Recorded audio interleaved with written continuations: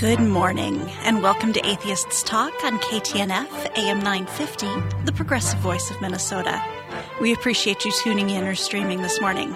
Today is Sunday, September 12th, 2019. 15th, actually. September 15th. You can tell when I did the script. Yeah. I'm your host, Stephanie Zvan, and my guests today are James Croft and the ever-helpful Scott Lohman. During this live show, we welcome your phone calls to 952-946-6205, emails to radio@minnesotaatheists.org, or questions on Twitter directed to Atheists Talk. Today's show promises to be just a little bit geeky. Or maybe a lot geeky. Scott's joining me today to talk with James about the ethics of Star Trek. James presented a workshop on the topic at the Secular Student Alliance conference this summer, and when I heard about it, I knew I needed to put the two of them together to talk about it. Good morning, James and Scott, and welcome to Atheists Talk. Thank you, Stephanie. Good morning.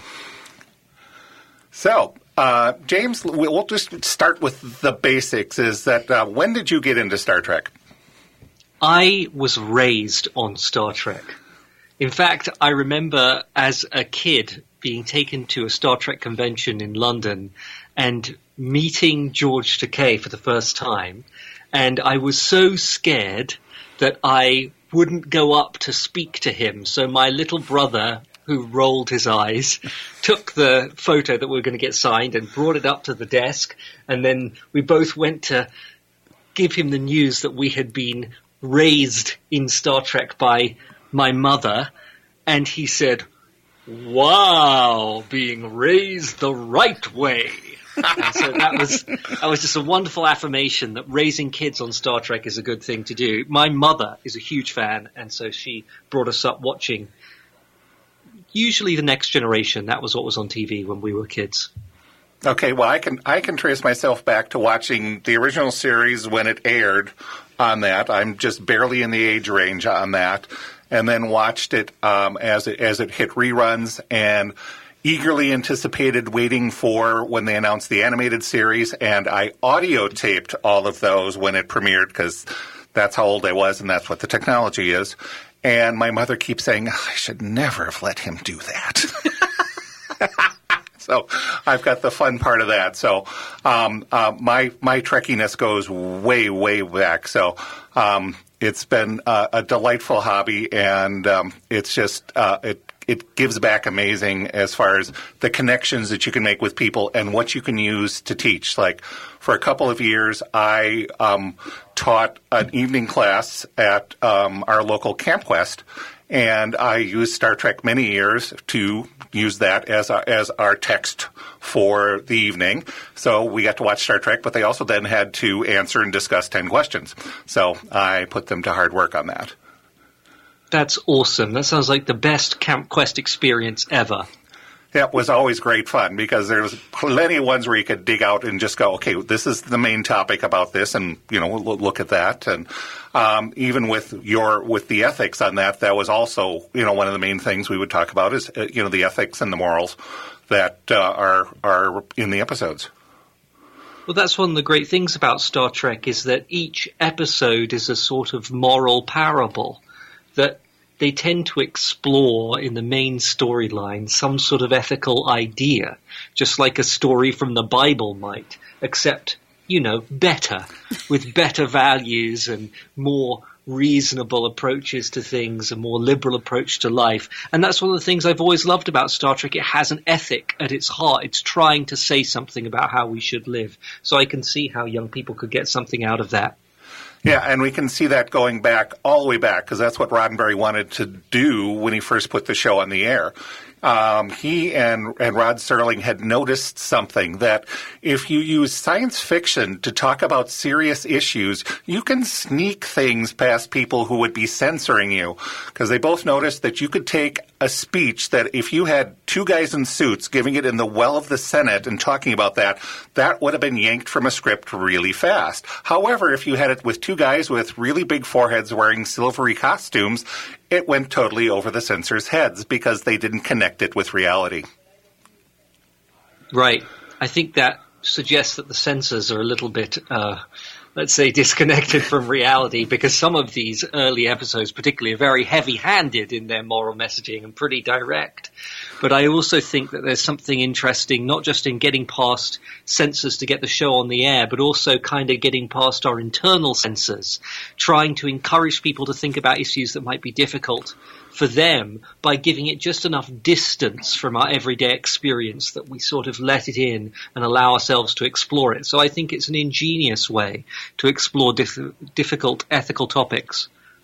Yeah, definitely. And the fact that the show still is going strong at the ripe old age of 53 still boggles my mind at times. It's an amazing success story, one of the most successful and beloved television series in all of human history, one of the most successful franchises of all. And that's one of the reasons why it sometimes surprised me that people kind of treat it with a little bit of disdain, as if it's kind of twee, or, well, it is twee, but if it's twee in a bad way, or not a significant part of our culture. And I always wonder, where are the television shows that are angling for Star Trek's audience, which is enormous and global and often underserved by other television shows trying to do the same thing? Yeah, there are some, but they just still don't have the following that Star Trek has, and the excitement that has happened when there's been points where it looks like the franchise was just going to do a slow fade and has been brought back. The Abrams film in 2009, while not the most perfect Star Trek out there, did what I wanted it to do, which was re-spark interest in the entire franchise. Yes, it certainly did that. I will give it that. Yes, that's the thing I give it on that too, because there's definitely, and you get a couple of Star Trek fans, and you'll get some really passionate chatter about that one. So I have just realized that I have put a Minnesotan and a Brit on the air together to talk about things that are that are imperfect, and so we are going to get much of that. Yes, there is a good thing about that.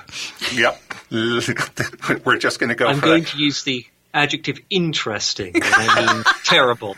And everybody here will know exactly what you mean. That fits right into Minnesota on that. So what are some of your favorite episodes to use when you want to talk about ethics, or where do you start when you talk about ethics in Star Trek? Oh my goodness, there are so many episodes that we could talk about. My favorite episode, I think, of all of Star Trek is The Measure of a Man. I think it is an exquisite discourse on what it is to be a human being. I mean, essentially, it's the most direct ethical investigation in a Star Trek episode, because they literally have a court case to determine whether Lieutenant Commander Data is really a person.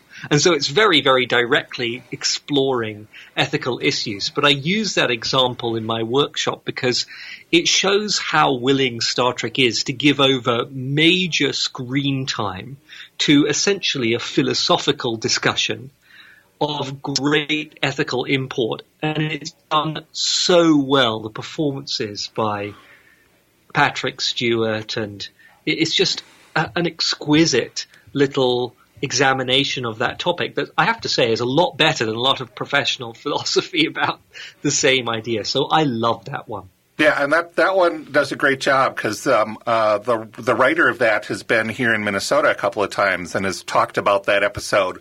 She used the Dred Scott case to want as a basis, because she was also trained as a lawyer, to want to play with those type of things. And so she was delighted and is still enjoying talking about this 30 years out from Star Trek The Next Generation.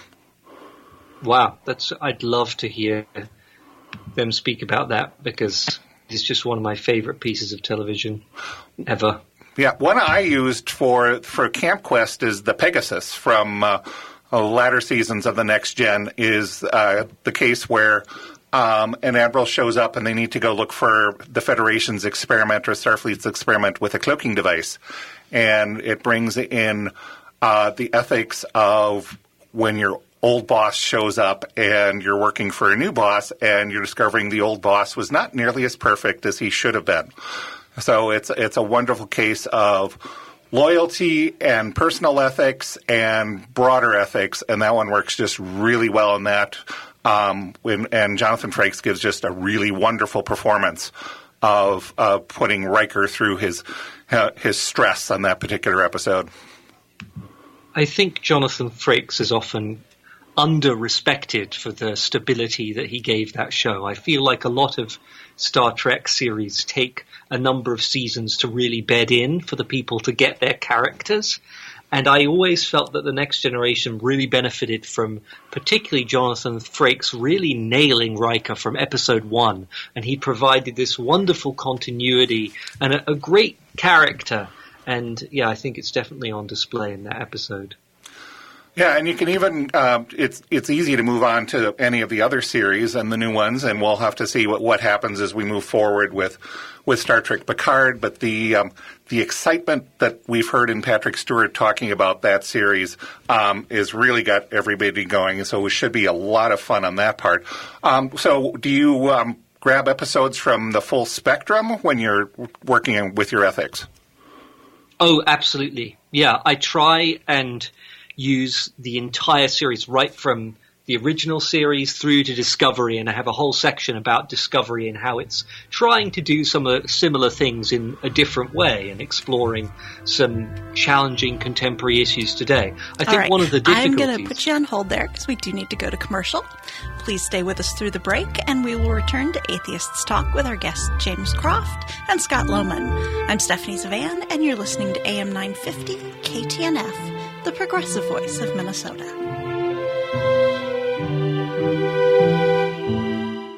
Did you realize that Drink in the Style is available on iTunes, Google Play, and pretty much every other podcast platform out there? You can listen to past episodes of Drink in the Style, or maybe download our really cool martini glass graphic, or just listen to your favorite episode again and again. But if you do, I need to ask you for a quick favor. Hop online and give us a 5-star rating. It helps others find the show and also boosts my fragile ego. Drink in the Style. It's a great way to kill Sundays, or really anytime at all. I'm Rick Unger. You've heard the screamers, you've heard the shouters, the haters, the beraters. Well, now it's time to listen to a real conversation, a rational conversation. Now it's time for The Rick Unger Show. Listen to The Rick Unger Show every weekday from 5 to 7 p.m. on AM 950, the progressive voice of Minnesota. Stream at am950radio.com or search KTNF on the TuneIn app.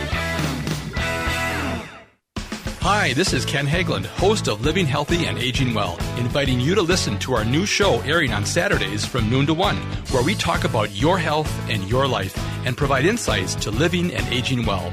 Each week, we provide answers to important questions regarding health care, elder care, end-of-life care, and caregiver support to help you and your loved ones plan for the future and enjoy your highest quality of life today. Please join us every Saturday from noon to 1 for Living Healthy and Aging Well.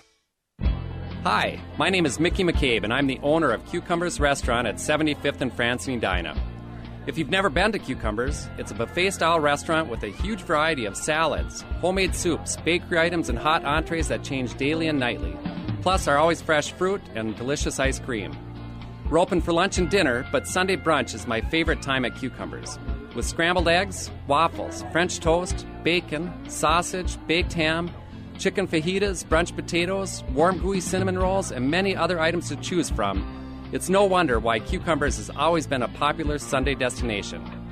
So whether you're looking to skip Mass, someplace to go after Mass, or just great food to maintain your Mass, Cucumbers is the answer to your prayers. Bring in your church bulletin or Minnesota Atheist newsletter and receive a $2 discount off the buffet price. Cucumbers, one heavenly buffet at 75th and France in Edina. Don't believe in God? Join the club. Humanists, atheists, and freethinkers have joined the American Humanist Association since 1941 to advocate for progressive values and equality for non-theists in America. Located in Washington, D.C., the American Humanist Association lobbies Congress on humanist issues, protects the rights of atheists in the courts, and supports more than 140 local chapters. Visit us at AmericanHumanist.org or find us on Facebook and Twitter to learn how you can join the club today.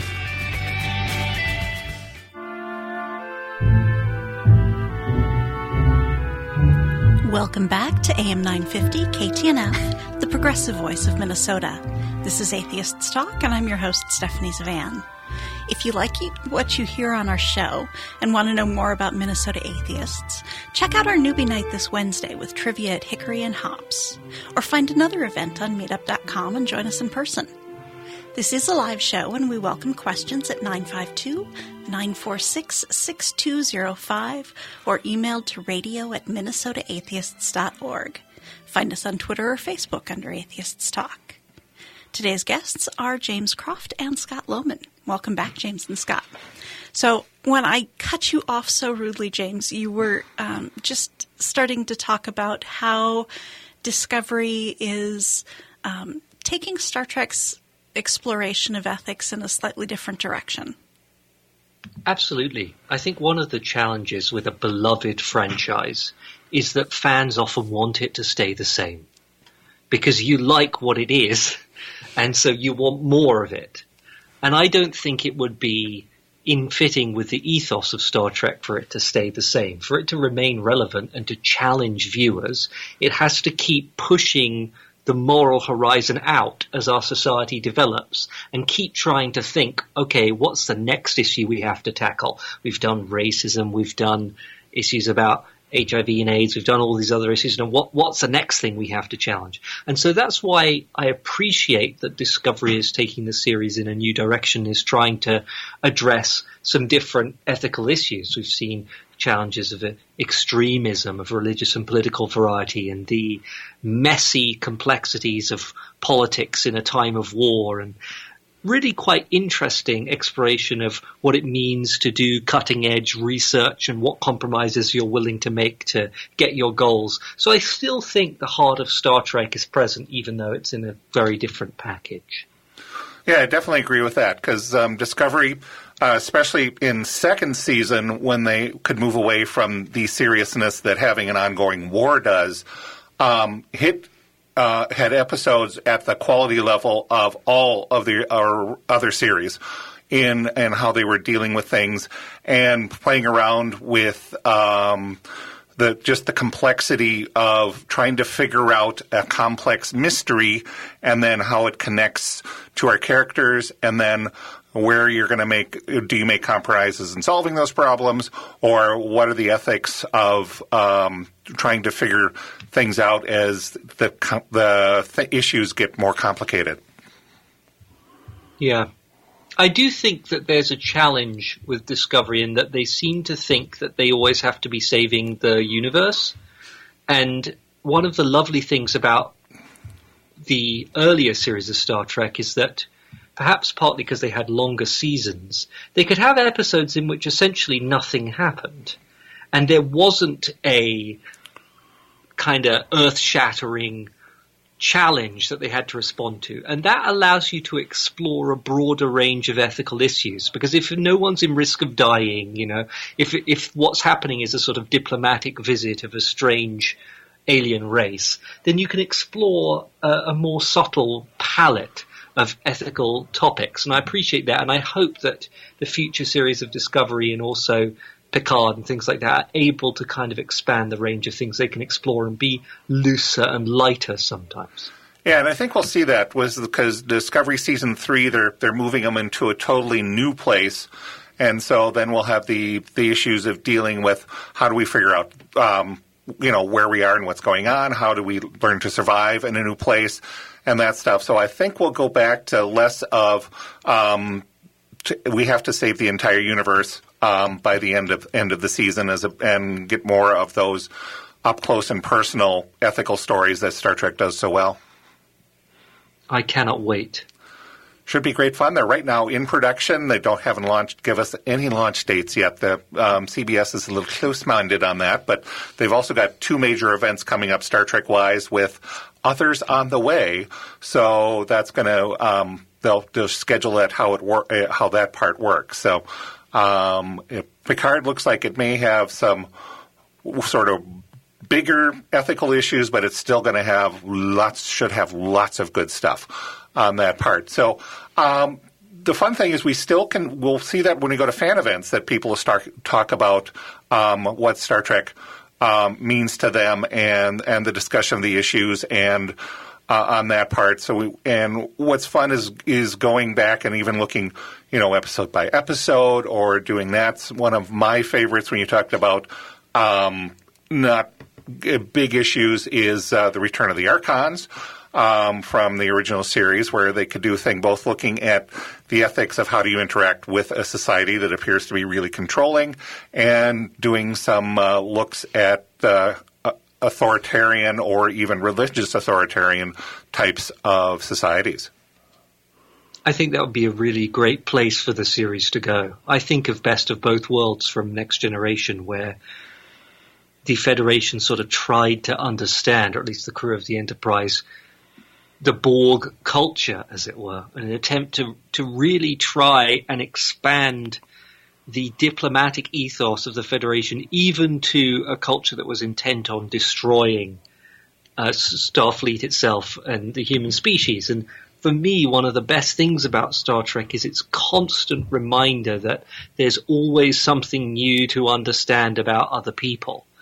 And I just feel like we live in a time when it's very difficult to access this sense that we're all part of a shared enterprise together, and we have to keep trying to understand each other, because only if we understand each other can we move forward. So I would love to see, the Archons come back and then to try and examine what that relationship looks like.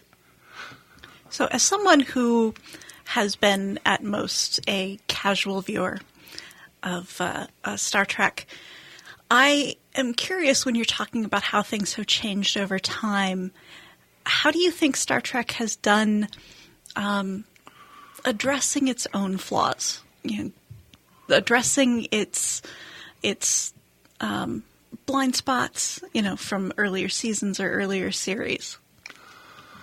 They do that by figuring out as they move forward, because for instance, they were looking to deal with more broader issues related to gay and that issues in the Next Generation. They had one episode that did it quite well.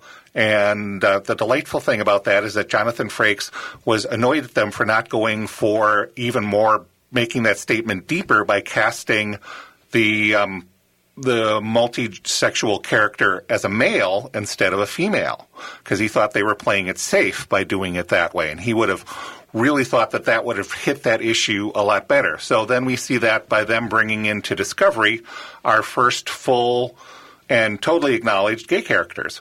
So that's one where they've crossed that. They've also done a lot with Discovery.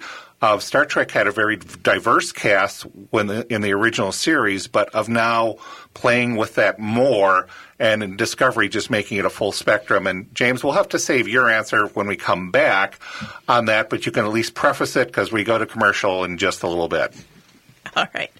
And I do have to say, when you talk about a very diverse cast for the original Star Trek series, if we're looking at it now, that's very diverse for the time. Exactly. And yeah, we do have to put the original series in its context of the late 1960s. Right.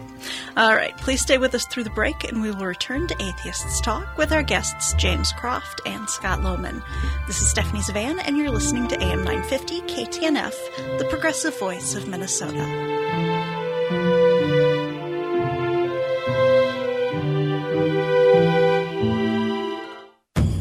Native Roots Radio is proud to announce we've added an extra hour. Yeah, Chuchke, 1 hour goes by too fast. That's right, Uncle Curtis. I'll have extra time to share important information about our secret animals. And report national and native news from all over the country and Canada. This new hour is sponsored by Robbins Kaplan LLP, dedicated to redefining excellence for high-stakes litigation representation in Indian country. Saturdays from 1 to 3 p.m. We are awake.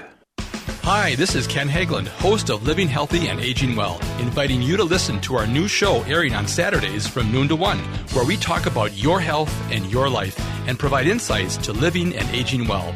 Each week, we provide answers to important questions regarding health care, elder care, end-of-life care, and caregiver support to help you and your loved ones plan for the future and enjoy your highest quality of life today.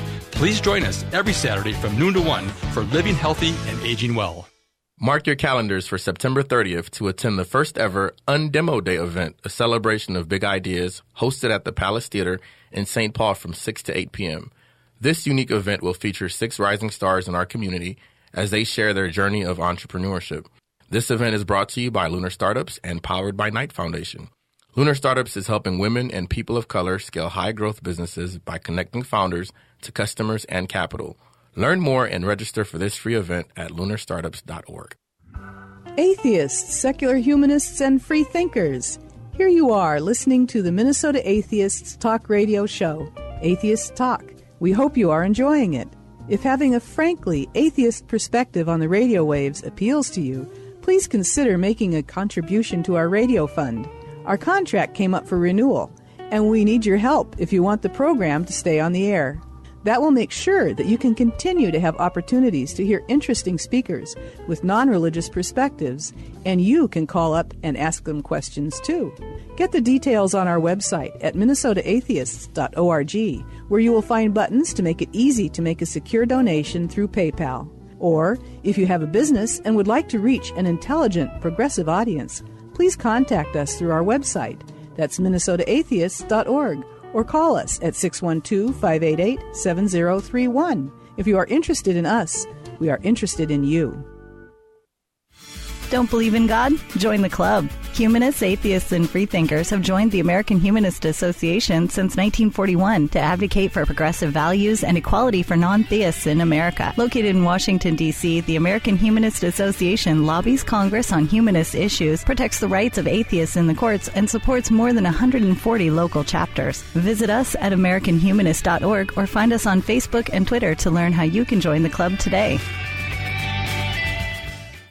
With your AM 950 weather, I'm Sam Turnberg. Today's going to be mostly sunny with a high near 80. Tonight's mostly clear with a low around 63. Tomorrow, mostly sunny with a high near 84. Tuesday, partly sunny with a high near 81. And Wednesday, mostly sunny with a high near 78.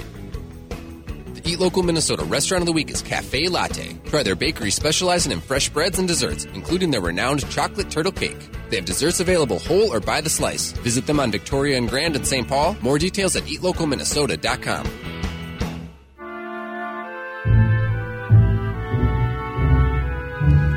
Welcome back to Atheists Talk on AM 950 KTNF, the progressive voice of Minnesota. I'm your host, Stephanie Zvan. Atheists Talk is an unusual show. Very few places in the U.S. can someone randomly turn on commercial radio and hear a bunch of atheists talking about topics that interest them. Much of the work to keep us on the air is done by a dedicated group of volunteers, but we need your help too. If you'd like to make a tax-deductible donation to our radio fund, please visit minnesotaatheists.org or search for Atheists Talk on Patreon and sign up for exclusive content. Atheists Talk is produced with funding from the Minnesota Atheists, American Atheists, and Cucumbers Restaurant. If you'd like to advertise on this program, please contact us at radio@minnesotaatheists.org. Our member is composed by member Brett Michael Davids and used with permission. Opinions expressed on the show are those of the speakers. You can find Minnesota Atheists' public policy positions at minnesotaatheists.org. While you're on the site, check out our previous shows, browse our articles to see what we're up to, check out our meetup calendar, or sign up for a weekly email to find out about upcoming events and connect with other atheists. And consider becoming a member of Minnesota Atheists if you're not already. Support our work and help steer our future direction. If you have a question or comment on today's show, Please call us at 952-946-6205, email to radio@minnesotaatheists.org, or find Atheists Talk on Twitter or Facebook. James Croft and Scott Lohman are with us today, talking about the ethics of Star Trek. And before we went to commercial, I had asked, and Scott had answered, how you feel that Star Trek as a property is doing it, kind of addressing some of its old, updating and addressing the ethics that it started with. James, how do you feel about that? Well, first, Stephanie, I think you're right that Star Trek has limitations.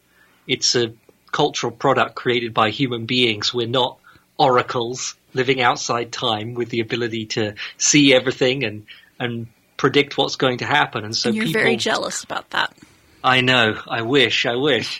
I want to live inside a strange glowing orb. That would be the best apartment of any one of my friends. They would love coming over for the amazing amount of space that I would have inside. But yes, Star Trek is created by human beings, and people have limitations. They're not able to imagine what the future is going to be perfectly. And although in many areas Star Trek has been remarkably progressive, in some it's been very slow. So Scott was talking about its approach to LGBTQIA+ issues. It is not any longer brave to have gay characters on your television show. I love that there are openly gay members of the crew of Discovery. I think that's magnificent. I'm gay myself. It was a very affirming moment, but it's very late in coming.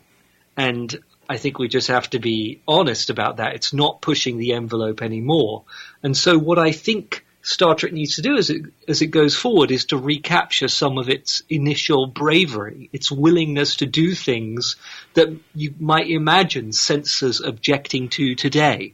If you think about what issues it could tackle that executives might be worried about them putting on air, those are the ethical issues that Star Trek really has to tackle.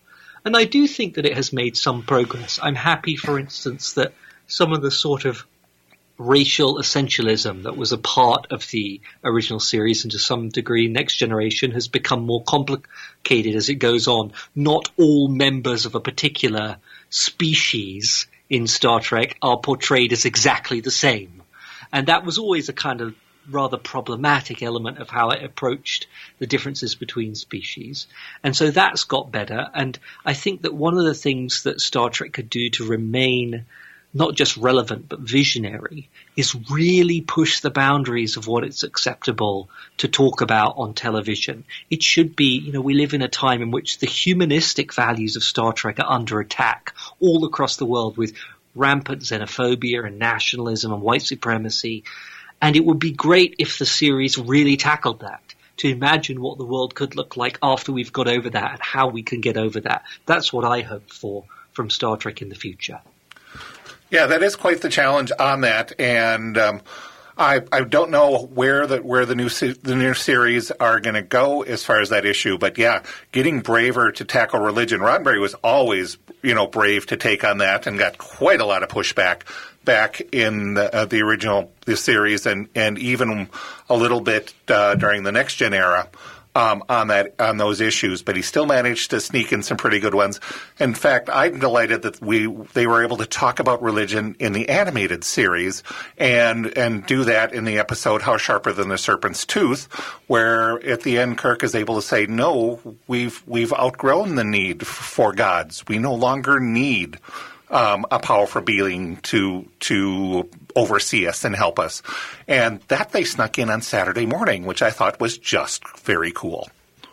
Yeah, I completely agree. And that sort of bravery in terms of tackling those questions is important. I also think that Star Trek is at its best, ethically speaking, when it's reflective. And when it is not too preachy, when it doesn't say we've got it all figured out, this is the way we should live, and here it is, and these things are wrong, and these things are right. Some of my favorite Star Trek episodes and moments from the films as well are when characters don't live up to their own values and then reflect upon their failure.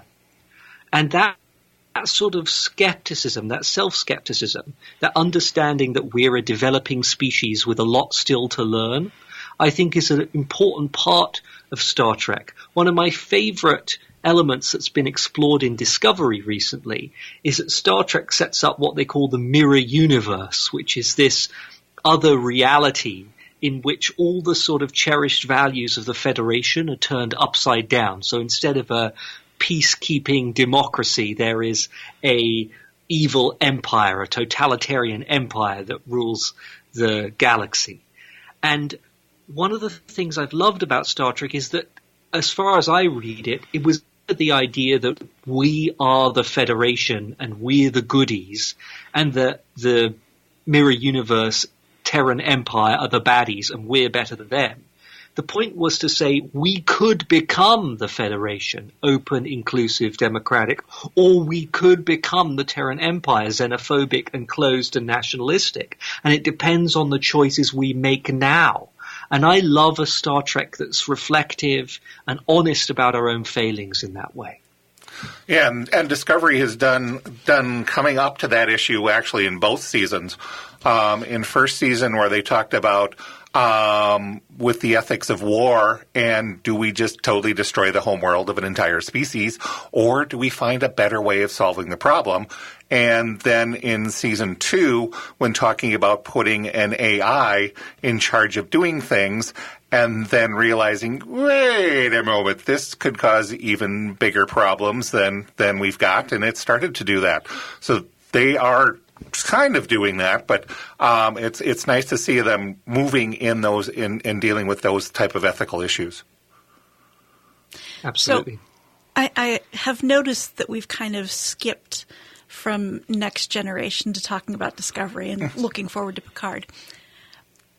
Talk to me about DS9. Why are we not talking about DS9? Because that was in some ways kind of a radical change for Star Trek. It very much was. And I'm a big proponent of DS9, and that one dealt with issues of having a crew that was not all on the same page, with an ongoing war situation going on, and helping a culture that had spent 40 or 60 years, I forget the exact number, under being oppressed, and with the people trying to reassert their rights and do that. And the fact that one of our main characters was a terrorist as for most of her life, and has to deal with now becoming part of basically the people trying to figure things out. So yeah, DS9 definitely would hit on that issues. And do you find that you've got great episodes you use from DS9 for your ethics discussions? Oh, you bet. I love DS9. I think DS9 is a fantastic piece of television, partly because of what you were saying, Scott, about the ethical issues it's able to explore because of its unique setting on a space station in a contested part of space after a terrible conflict which has involved terrorism and oppression of the worst kinds, on a sort of new frontier with the wormhole, which deals with issues like the exploration of a new area of space, and new to the Federation at least, and raises issues of colonialization, exploitation of resources, and all those sorts of things. So I love Deep Space Nine. I actually think that it has some of the best episodes that demonstrate some of the qualities of Star Trek I was just talking about, where characters fail to live up to their own values, and their reflection on that helps them learn and grow. So I think about episodes like The Pale Moonlight, where Sisko, the commander of Deep Space Nine, is trying to bring the enemies of the Federation, the historic enemies of the Federation, the Romulans, into an alliance to win this war against the Dominion. And he has to compromise many of his values to do that. And it's a wonderful exploration of the complexity of working within a terrible situation, how that can warp our moral compass, or maybe make us change our moral compass out of necessity. So I love Deep Space Nine partly because of the tensions that it presents its characters.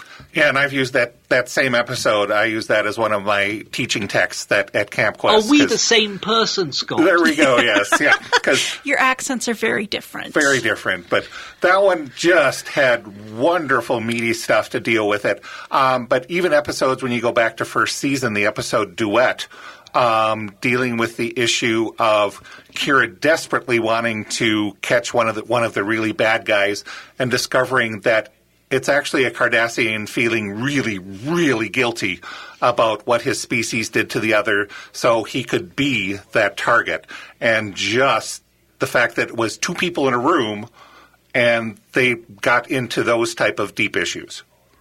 Yeah, I think that's a brilliant episode. I was just starting rewatching Deep Space Nine recently, and I recall that episode very powerfully, partly because, as you say, it explores deep psychological issues in a way that I can't think that really many television shows ever do, but also because it has this kind of setup as a television play. A lot of Star Trek has a sort of theatrical quality, as if you're really watching a stage play that's being filmed, and that unusual pacing, its willingness to let the characters actually talk to each other, and the feeling that something dramatic doesn't have to happen every few seconds, or probably better put, that drama can come from interactions between people and the psychological and ethical dilemmas they're in. That's so unusual, and I feel like there needs to be more television like that. Yeah, definitely. That's the cool thing that science fiction does, is it allows us to explore those issues and get into that and give us, almost, as you mentioned earlier, the Bible using parables, and Star Trek doing that by bringing in characters that we're not going to meet on the street corner, but we can still relate to. All right. Please stay with us through the break, and we will return to Atheists Talk with our guests, James Croft and Scott Lohman. This is Stephanie Zvan, and you're listening to AM 950 KTNF, the progressive voice of Minnesota.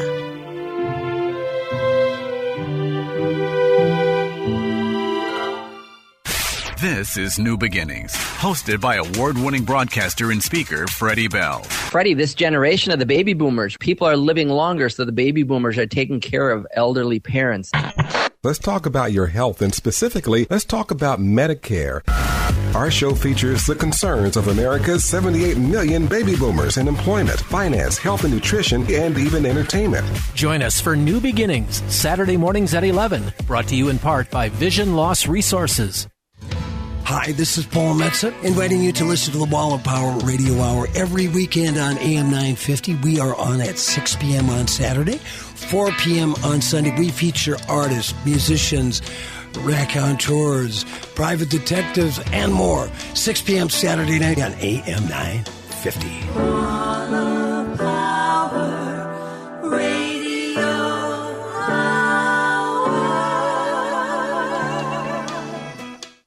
Hi, my name is Mickey McCabe. I'm the owner of Cucumbers Restaurant at 75th and France in Edina.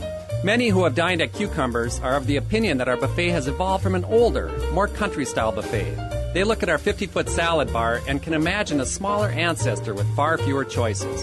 An ancestor that didn't offer as many hot selections or have a bakery with fresh-baked muffins and breads. Didn't offer homemade soups and lacked the fresh fruit and ice cream bar that Cucumbers customers have grown to love. But some will say, where are the transitional buffets? In addition, they look at everything that we offer and say that Cucumbers is irreducibly complex. If you were to move just one of our offerings, the entire buffet wouldn't function. Well, I would like to think that Cucumbers was intelligently designed, since I helped design it. But at the same time, it truly is an evolutionary step up the buffet ladder. And as always, if you bring in your Atheist newsletter or church bulletin, you will receive a $2 discount off the buffet price. Cucumbers, one heavenly buffet at 75th and France in Edina. I've never met another atheist. Sure you have. Non-believers make up 12% of the population. Then where are they? You can meet us at book clubs, pub crawls, discussion groups, movie nights, monthly meetings. Okay, I get it. How am I going to keep track of all this? Easy. Sign up for Minnesota Atheist Meetup Group and subscribe to AWE. What's a meetup group? Meetup is an online networking site that helps people build communities. We have over 700 members with at least 2 events every week. And what is AWE? It stands for Atheist Weekly Email. It comes out every Friday and lists everything that's going on. How do I sign up? Go to the Minnesota Atheists website, minnesotaatheists.org. On the left, click on the words Get Awe-Inspired. And for the meetup? Look for the red meetup badge on the right. Above it are the words, click here to check out the meetup group. I'm sold. Minnesota Atheists, Meetup, and AWE. What's that website again? minnesotaatheists.org.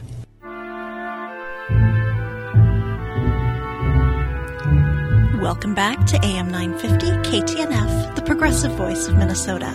This is Atheists Talk. I'm your host, Stephanie Zvan. Today's guests are James Croft and Scott Lohman talking about the ethics of Star Trek. Welcome back, James and Scott. So I made you touch on DS9, which made me very happy because that's actually my favorite of the series. We should also, I think, talk a little bit about Voyager. For me, that was kind of a return to the classical way that Star Trek took on issues. Is that, James, is that kind of how you feel about it, or do you want to argue? No, I don't want to argue at all. I think in some ways Voyager takes the best things that they learned from Deep Space Nine and then puts it back into a roving ship format that enables them to explore some of the things that Next Generation did so well. And they're a great – I love Voyager. I just love Voyager. I love pretty much all Star Trek. Has this come across at all over the past hour? I would never have guessed. Yeah, we never guess, and I'm the same way. Like Stephanie will get nailed down to DS9 as a favorite, but I like them all, and I can make cases for the good in all of the Star Trek series on that, especially unappreciated more ones like DS9 and actually Enterprise. Well, I think maybe you have to off-air give me your argument in favor of Enterprise, because I have a terrible admission, which is I find much of it completely unwatchable. But that's another topic. The ethics of how they created Enterprise is probably an interesting topic in itself. But I think Voyager has some fascinating ethical conundrums at the heart of some of its best episodes. I love Living Witness, an episode in Season 4, where it's a bit complicated to explain the plot, but it's basically an exploration of how memory and history are created and what events shape our perception of the past, because the holographic Doctor essentially wakes up in this museum in the future and all the events that he lived through are misportrayed, and we get to kind of see how history has remembered Voyager, and he tries to write the record. And it's just one of these examples where Star Trek uses its setting to explore quite a cerebral topic, the creation of history and how things are remembered and why that's important. And I love quirky episodes like that. You just don't get that in other series. Yeah, and Voyager also took on a religious topic of afterlife and living forever in the episode Death Wish, in which an immortal species has a member who wants to actually die. And I love that episode because it talks about the concept of living forever by using a gas station on a road in the middle of the desert. And they talk about the people just standing there, they're not talking. It's like, he says, well, they've said everything.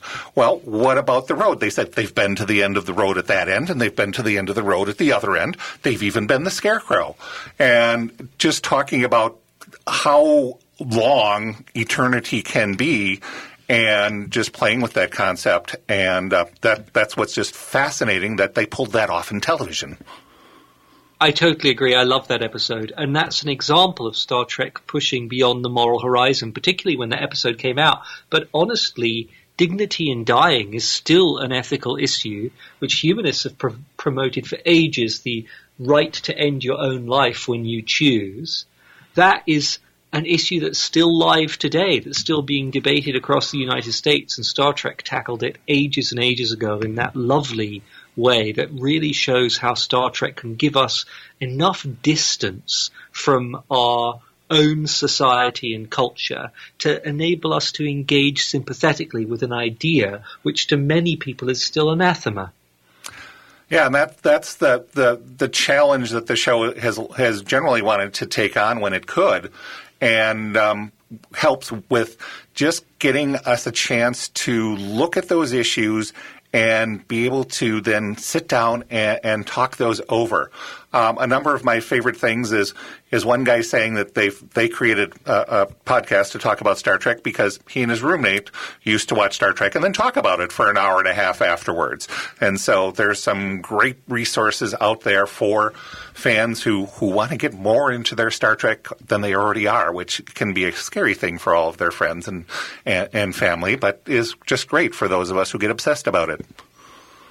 So I'm going to ask you both to step a little bit outside your comfort zone and only marginally talk about Star Trek here.